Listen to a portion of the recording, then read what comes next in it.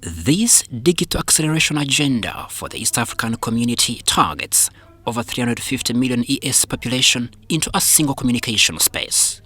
Despite efforts to remove trade barriers within the EAC region, the differing communication regulations continue to stampede seamless flow of services. But the major challenges that we have been facing was that people are, yes, moving freely, but their services are not moving. So acceleration of the regional integration through digital is going to cause a serious impact. Today we are 8 countries, people are moving left and right, trade is increasing, so it's better that we also focus on how can we use technology to accelerate the integration of the regional agenda. And here we are now focusing on the free roaming, whereby you are now able, at the end of this discussion, we are now looking at how are we going to harmonize the data roaming.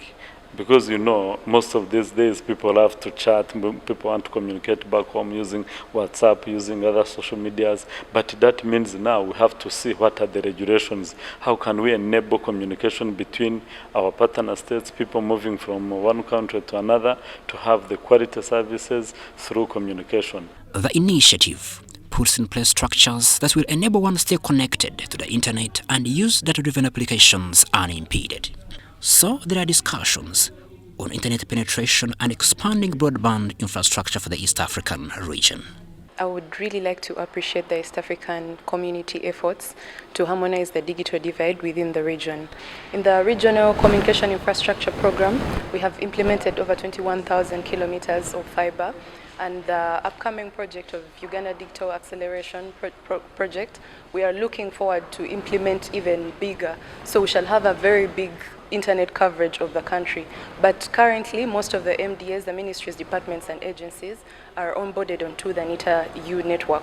The biggest portion of adults in Uganda right now are able to use smart devices, which is the biggest population now. The youths, if you look at social media utilization in Uganda right now, it is very, very high. Why? Because there is internet accessibility. We are trying to have a flat cost all through the East African region, because if we can easily be identified from the region, then why can't we trade easily all around the region? And this is through the digital implementations that we're trying to put in place. As discussions on internet penetration and expanding broadband infrastructure continue to shape Uganda and the broader East African region, the journey towards digital inclusivity gains momentum. Crispus Edinitwe, UBC News.